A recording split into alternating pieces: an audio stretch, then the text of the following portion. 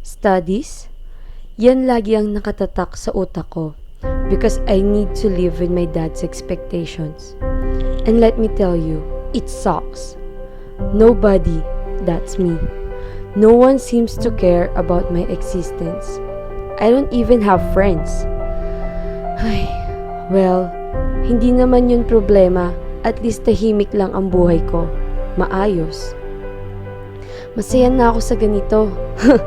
Am I?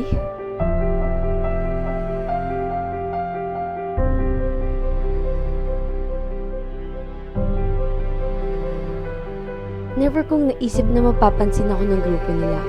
I mean, they're really famous and nice. And ako, wala.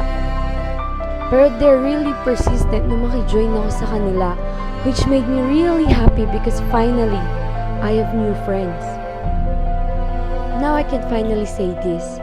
This is the moment that I'm longing for. Ito na yun mga bes. And sa wakas, nakahanap na rin ako ng mga taong makaka-appreciate sa akin. And I'm thankful na nakilala ko sila. They helped me to move out of my shell and shine with them.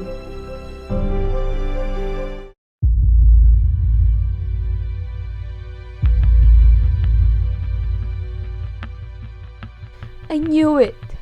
I knew that this will happen. Pero I still insist. I'm such a bad friend. But what can I do? I really feel sorry for Shyla.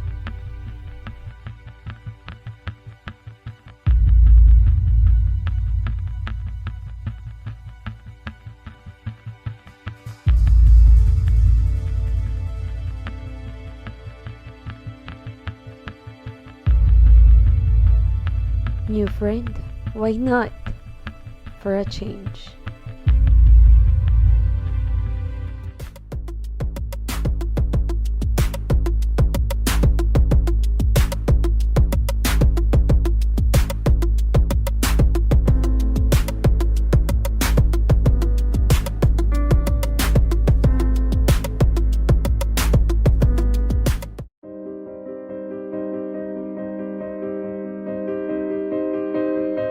I tried to stop him.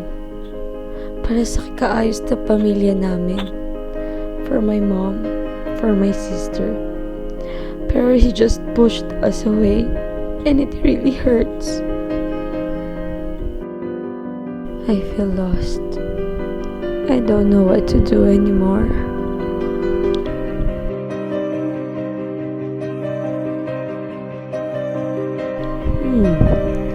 Memoir Avenue.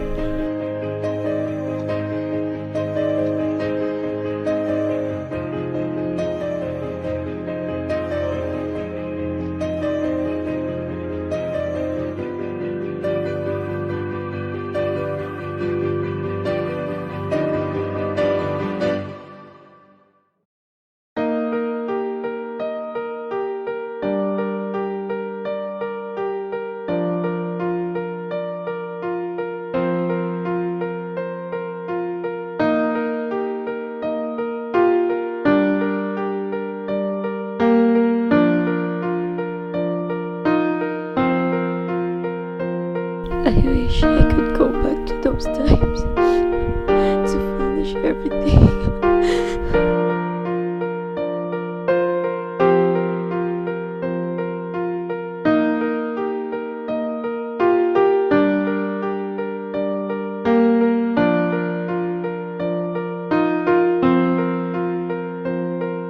Memoir Avenue will take you back to experience genuine happiness that lasts and remain. It will fill the missing piece in you and will let you live in your own fantasy. Got hurt? Felt that you're alone? Thinking a place to unwind and find yourself? Memoir Avenue is the best place to go. Memories will always